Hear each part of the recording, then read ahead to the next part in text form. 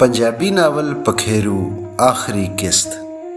ਇਹਨਾਂ ਉਜਾੜਾਂ ਦੀਆਂ ਖਾਮੋਸ਼ੀਆਂ ਵਿੱਚ ਕਦੀ ਬੰਦੇ ਦੀ ਭਾਰੀ ਆਵਾਜ਼ ਨੇ ਉਸ ਜਹਾਨ ਵਿੱਚ ਆਪਣੇ ਉੱਤੇ ਹੋਣ ਵਾਲਿਆਂ ਜ਼ੁਲਮਾਂ ਦੀ ਪਛਾਣ ਕੀਤੀ ਤੇ ਕਦੀ ਪਖੇਰੂ ਦੀ ਕੂਕ ਚਾਰ ਚੁਫੇਰੇ ਖਿਲਰੀ, ਆਪਣੇ ਖੰਭਾਂ ਉੱਤੇ ਬੀਤੀਆਂ ਤੇ ਵਰਤੀਆਂ ਦੇ ਕਿੱਸੇ ਸੁਣਾਉਂਦੀ। ਖਾਮੋਸ਼ੀਆਂ ਟੁੱਟੀਆਂ, ਜੁੜ ਗਈਆਂ, ਟੁੱਟੀਆਂ ਤੇ ਫੇਰ ਜੁੜ ਗਈਆਂ। ਟੁੰਡ ਸਦਾ ਤੋਂ ਚੁੱਪ ਹੀ ਰਿਹਾ, ਚੁੱਪ ਕਰਕੇ ਸੁਣਦਾ ਰਿਹਾ ਜੇ ਉਹ ਸੁਣ ਸਕਦਾ ਸੀ। ਜਦੋਂ ਸਾਂਝ ਹੋਵੇ, ਜਦੋਂ ਯਾਰੀਆਂ ਦਾ ਮੁੱਢ ਵੱਜ ਜਾਏ, ਉਦੋਂ ਗਿਰ ਜਾਂਦੀਆਂ ਚੁੰਝਾਂ ਭੁੱਲ ਜਾਂਦੀਆਂ ਨੇ, ਜੋਕਾਂ ਦੀ ਨਿੰਮੀ ਜਲੂਣ ਮੱਠੀ ਹੋ ਜਾਂਦੀ ਏ, ਖੰਭਾਂ ਦੇ ਖੂਨੋ ਖੂਨ ਹੋਣ ਦਾ ਧਿਆਨ ਨਹੀਂ ਰਹਿੰਦਾ। ਉਹ ਦੋਵੇਂ ਗੱਲਾਂ ਕਰਦੇ ਰਹੇ, ਆਪਣੇ ਦੁਖੜੇ ਫੋਲਦੇ ਰਹੇ। ਸਵੇਰ ਹੁੰਦੀ ਤੇ ਸੂਰਜ ਦੀ ਰੁਸ਼ਨਾਈ ਦੀ ਪਹਿਲੀ ਲਕੀਰ ਪਖੇਰੂ ਦੀ ਚੁੰਝ ਉੱਤੇ ਪੀਲੀ ਸਰੋਹਾਰ ਨਿਸਰਦੀ, ਬੰਦੇ ਦੇ ਹੋਠਾਂ ਉੱਤੇ ਸੁਨਹਿਰੀ ਮੱਛੀ ਵਾਂਗ ਤਰਦੀ। ਉਹਦੀ ਚੁੰਝ ਖੁੱਲ੍ਹਦੀ, ਉਹਦੇ ਹੋਠ ਇੱਕ ਦੂਜੇ ਤੋਂ ਵੱਖ ਹੁੰਦੇ, ਫੇਰ ਉਹ ਗੱਲਾਂ ਕਰਦੇ। ਕੁੱਲ ਜਹਾਨ ਦੀਆਂ ਗੱਲਾਂ, ਉਸ ਜਹਾਨ ਦੀਆਂ ਜਿੱਥੋਂ ਨਸ ਆਏ ਸਨ ਜਾਂ ਬੁਝਾ ਦਿੱਤੇ ਗਏ ਸਨ, ਤੇ ਐਸ ਜਹਾਨ ਦੀਆਂ ਜਿੱਥੇ ਉਹਨਾਂ ਦੀ ਅਸਲ ਹਯਾਤੀ ਸ਼ੁਰੂ ਹੋਈ ਸੀ। ਸਵੇਰ ਪਿੱਛੋਂ ਦੁਪਹਿਰ ਦੇ ਲੰਬੂ ਬਲਦੇ, ਪਰ ਉਹਦੀ ਚਿੰਝ ਤੇ ਉਹਦੇ ਹੋਠ ਉੱਕਾ ਨਾ ਸੁੱਕਦੇ। ਸਾਂਝ ਦਿਆਂ ਪਾਣੀਆਂ ਨਾਲ ਹੋਰ ਪੀਚ ਗੱਦੇ। ਉਹਨਾਂ ਨੂੰ ਵੇਲੇ ਦੇ ਲੰਘ ਜਾਣ ਦਾ ਖੌਫ ਸੀ, ਉਹ ਬੇਵਿਸਾਏ ਹੋ ਗਏ ਸਨ। ਜੇ ਵੇੜਾ ਲੰਘ ਗਿਆ ਤੇ ਗੱਲਾਂ ਨਾ ਮੁੱਕੀਆਂ ਤੇ ਫੇਰ ਇੱਕ ਦੂਜੇ ਨਾਲ ਗੱਲਾਂ ਵੀ ਕਰਦੇ ਤੇ ਨਾਲ ਆਪਣੇ ਅੰਦਰ ਝਾਤੀ ਮਾਰ ਕੇ ਆਪਣੇ ਆਪ ਨਾਲ ਵੀ ਸਵਾਲ ਜਵਾਬ ਕਰਦੇ। ਸਵਾਲ ਉਹ ਅੰਦਰ ਦੇ ਪਸਾਰਾਂ ਵਿੱਚ ਠੇਲਦੇ ਤੇ ਜਵਾਬ ਦੀ ਬੇੜੀ ਦੂਜੇ ਵੱਲੋਂ ਤਰਦੀ ਆਉਂਦੀ।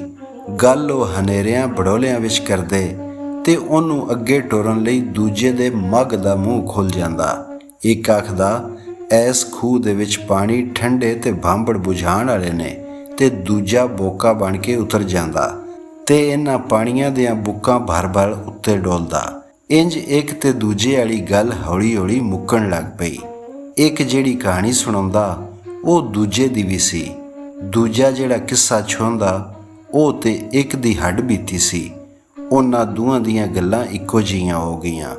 ਹੁਣ ਜੇ ਪਾਲੇ ਦੇ ਠੰਡੇ ਸੱਪ ਇੱਕ ਦੇ ਵਜੂਦ ਨਾਲ ਕੁੰਡਲੀ ਮਾਰਦੇ ਤੇ ਕਾਂਬੂ ਦੂਜੇ ਨੂੰ ਚੜ੍ਹਦਾ, ਦੂਜੇ ਦਾ ਪਿੰਡਾ ਤਤੀਆਂ ਹਵਾਵਾਂ ਲੂਹ ਸੱਟਦੀਆਂ ਤੇ ਇੱਕ ਦਾ ਜੁੱਸਾ ਸੇਕ ਨਾਲ ਸੁੱਕ ਜਾਂਦਾ। ਸਾਉਣ ਭਾਦਰੂ ਦੇ ਗੁੰਮੇ ਨਾਲ ਇੱਕ ਦੇ ਅੰਦਰੋਂ ਮੁੜਕੇ ਦਾ ਪਹਿਲਾ ਤੁਬਕਾ ਚੋਂਦਾ ਤੇ ਦੂਜੇ ਦੇ ਜੁੱਸੇ ਵਿੱਚੋਂ ਇੰਜ ਮੁੜਕਾ ਚੋਣ ਲੱਗ ਪੈਂਦਾ ਜਿਵੇਂ ਸੱਜਰ ਸੂਈ ਹੋਈ ਮੱਝ ਦੇ ਥਣਾਂ ਵਿੱਚੋਂ ਦੁੱਧ।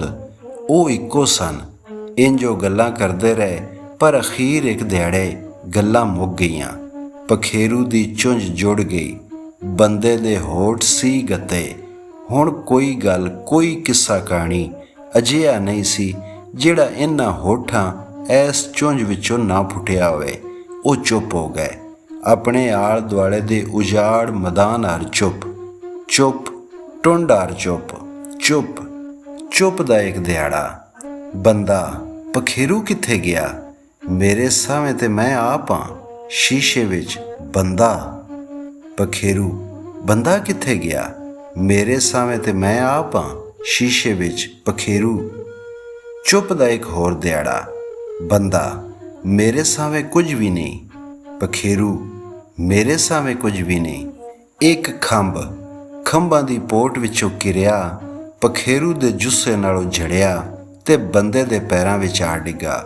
ਸਾਈਂ ਦਾ ਮੱਚ, ਬੰਦੇ ਦੇ ਦਿਲ ਵਿੱਚ ਬਖਦਾ ਸਾਈਂ ਦਾ ਮੱਚ ਮੱਠਾ ਹੋਣ ਲੱਗ ਪਿਆ। ਲੰਬੂ ਨੀਵੇਂ ਹੋਏ, ਭਾਂਬੜ ਦੀ ਥਾਂ ਸਾਹ ਦੇ ਬੱਦਲ ਦਿਲ ਵਿੱਚੋਂ ਸਿੰਮੇ।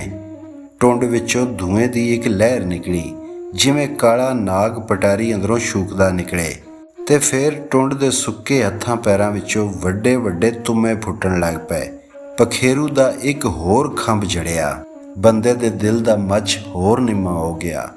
ਟੁੰਡ ਵਿੱਚੋਂ ਤੁੰਮੇ ਫੁੱਟਦੇ ਰਹੇ, ਜਿਵੇਂ ਬਰਸਾਤਾਂ ਵਿੱਚ ਜ਼ਿਮੀ ਵਿੱਚੋਂ ਲਾਲ ਵੋਟੀਆਂ ਫੁੱਟਦੀਆਂ ਨੇ। ਇੱਕ ਹੋਰ ਖੰਭ ਕਿਰਿਆ, ਹੌਲੀ ਹੌਲੀ ਬੰਦੇ ਦੇ ਪੈਰਾਂ ਵਿੱਚ ਖੰਭਾਂ ਦਾ ਢੇਰ ਲੱਗ ਗਿਆ। ਉਹਨੇ ਆਪਣੇ ਬੇਲੀ ਪਖੇਰੂ ਵੱਲ ਵੇਖਿਆ। ਇੱਕ ਨਿੱਕਾ ਜਿਹਾ ਬੋਟ, ਖੰਭੋਂ ਬਗੈਰ। ਉਡਾਰੀਆਂ ਦੇ ਦਿਹਾੜੇ ਮੁੱਕ ਗਏ।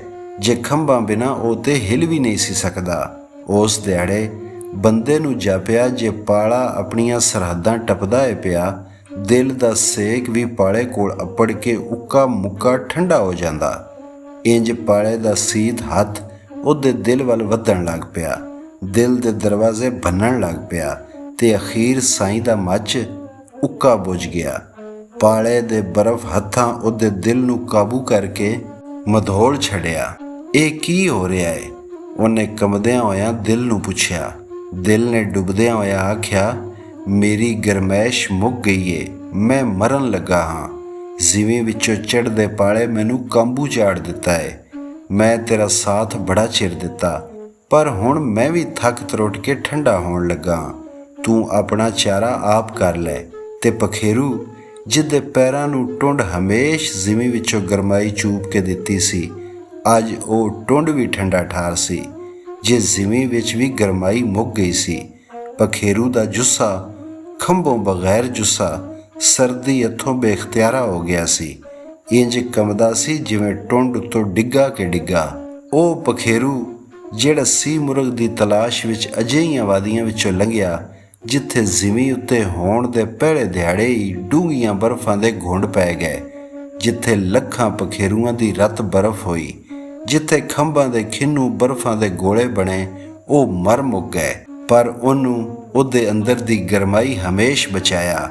ਐਸ ਗਰਮਾਈ ਅੱਗੇ ਠੰਡਾਂ ਦੇ ਬਰਛੇ ਪੱਗਰ ਗਏ ਤੇ ਉਹ ਉਂਝੇ ਨਿੱਘੀਆਂ ਉਡਾਰੀਆਂ ਮਾਰਦਾ ਉੱਡਦਾ ਰਿਹਾ। ਪਰ ਅੱਜ ਇਹ ਕਿਵੇਂ ਦੀ ਠੰਡ ਏ? ਉਹਨੇ ਠਰਦਿਆਂ ਸੋਚਿਆ। ਜਿਹਨੇ ਰੜੇ ਮੈਦਾਨ ਵਿੱਚੋਂ ਛੂਟ ਮਾਰ ਕੇ ਟੁੰਡ ਦੇ ਹੱਥਾਂ ਪੈਰਾਂ ਰਾਹੀਂ ਮੇਰੇ ਜੁੱਸੇ ਨੂੰ ਵਿੰਨ ਛੜਿਆ ਏ। ਪਖੇਰੂ ਦੇ ਅੰਦਰ ਦਾ ਸੇਕ ਵੀ ਮੁੱਕ ਗਿਆ ਏ। ਜਹਾਨ ਦੇ ਸਭੋ ਪਖੇਰੂ, ਨਾਵਾਂ ਵਾਲੇ ਤੇ ਬੇਨਾਵੇਂ, ਉਹਦੇ ਸਾਵੇਂ ਉੱਡਣ ਲੱਗ ਪਏ। ਚੱਕੀਰਾ, ਮੋਰ, ਬੁਲਬੁਲ, ਸਮੁੰਦਰੀ ਪਖੇਰੂ, ਸੀ ਮੁਰਗ ਤੇ ਅਖੀਰ ਉਹ ਆਪ ਆਪਣੇ ਸਾਵੇਂ ਆ ਗਿਆ। ਪਖੇਰੂ ਜਿਸ ਦਿਹਾੜੇ ਉਹ ਇਸ ਮੈਦਾਨ ਉੱਤੇ ਲੱਥਾ ਸੀ, ਉਸ ਦਿਹਾੜੇ ਖੂਬੀਆਂ ਚਿੰਝਾਂ ਦੀ ਭੀੜ ਹੁਣ ਇਸ ਵੇਲੇ ਉਹਦੇ ਜੁੱਸੇ ਉੱਤੇ ਛਿੜ ਪਈ। ਬੰਦੇ ਅੰਦਰ ਸਾਈਂ ਦਾ ਮੱਚ ਮੁੱਕਿਆ ਤੇ ਉਹਦੇ ਜੁੱਸੇ ਉੱਤੇ ਵੀ ਇਸ ਮੈਦਾਨ ਵਿੱਚ ਬੀਤਿਆਂ ਅਣਗਿਣਤ ਵਰ੍ਹਿਆਂ ਦੇ ਨਿਸ਼ਾਨ ਜ਼ਹਿਰ ਆਉਣ ਲੱਗ ਪਏ। ਉਹਦੇ ਵਾਲ ਪਹਿਲਾਂ ਚਿੱਟੇ ਹੋਏ, ਫੇਰ ਇੱਕ ਇੱਕ ਕਰਕੇ ਝੜਨ ਲੱਗ ਪਏ। ਸਾਰੇ ਝੜ ਗਏ ਖੰਭਾਰ।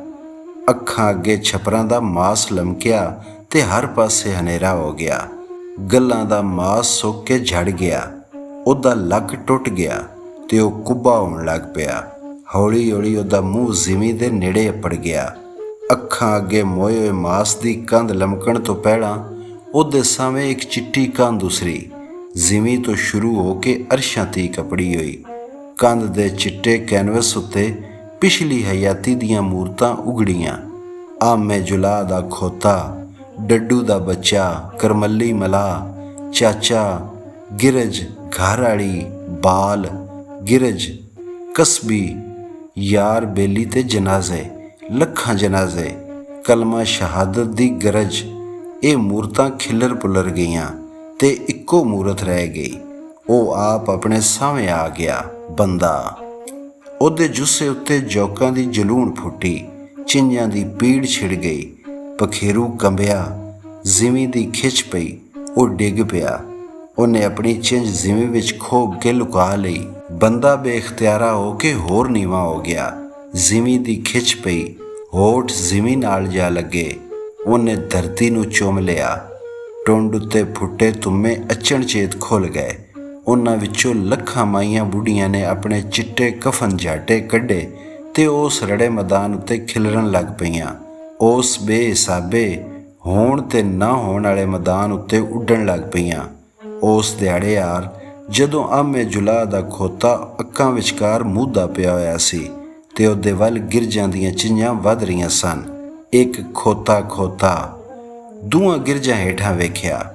ਉਹ ਬੰਦਾ, ਇੱਕ ਟੁੰਡ ਤੇ ਟੁੰਡ ਕੋਲ ਪਖੇਰੂ, ਚਾਰ ਚੁਫੇਰੇ ਰੜੇ ਮੈਦਾਨ ਵਿੱਚ ਇਕਲਾਪੇ ਦਾ ਰਾਜ। ਇੱਕ ਗਿਰਜ ਦੂਜੇ ਨੇ ਆਖਿਆ, ਹੁਣ ਵੇਲਾ ਆ ਗਿਆ ਏ, ਤੇ ਦੋਵਾਂ ਜ਼ਿਮੀ ਵੱਲ ਚਿੰਝਾਂ ਕਰਕੇ ਖੰਭ ਖਿਲਾਰ ਦਿੱਤੇ। ਇੱਕ ਗਿਰਜ ਦੂਜੇ ਨੂੰ ਆਖਿਆ, ਹੇਠਾਂ ਵੇਖ। ਦੂਜੇ ਗਿਰਜ ਖੰਭ ਖਿਲਾਰੇ, ਕੁਝ ਵੀ ਨਹੀਂ, ਉਹ ਰੜਾ ਮੈਦਾਨ ਹੈ ਤੇ ਪਹਿਲੇ ਗਿਰਜ ਇੱਕ ਭਰਾਵਾਂ ਡਿਕਾਰ ਮਾਰਿਆ ਤੇ ਹੋਰ ਉਹ ਰੜਾ ਮੈਦਾਨ ਹੈ, ਪਰ ਦੂਜੇ ਗਿਰਜ ਦੀ ਚਿੰਝ ਉੱਤੇ ਮੁੜਕਾ ਆ ਗਿਆ। ਪਰ ਉੱਥੇ ਹੁਣ ਇੱਕ ਹੋਰ ਬੰਦਾ ਖਲੋਤਾ ਹੋਇਆ ਹੈ। ਬੰਦਾ? ਪੈੜੇ ਗਿਰਜ ਚਿੰਝ ਖੜਕਾਈ। ਬੰਦਾ ਤੇ ਅਸਾਂ ਖੋਹ ਖਾਦਾ, ਸਾਡੀਆਂ ਦੌੜਾਂ ਹਾਲੀ ਵੀ ਰੱਤ ਦੇ ਪੋਚੇ ਨਾਲ ਗਿਲੀਆਂ ਨੇ। ਤੂੰ ਬਾਹਲਾ ਖਾਦਾ ਸੀ, ਇਸ ਲਈ ਤੈਨੂੰ ਬੰਦਿਆਂ ਦੇ ਝੋਲੇ ਪੈਂਦੇ ਨੇ। ਨਹੀਂ, ਸੱਚ ਆਖਣਾ, ਝੋਲਾ ਨਹੀਂ ਪੈਂਦਾ ਪਿਆ। ਉਸੇ ਥਾਵੇਂ ਇੱਕ ਹੋਰ ਬੰਦਾ ਖਲੋਤਾ ਹੋਇਆ ਹੈ।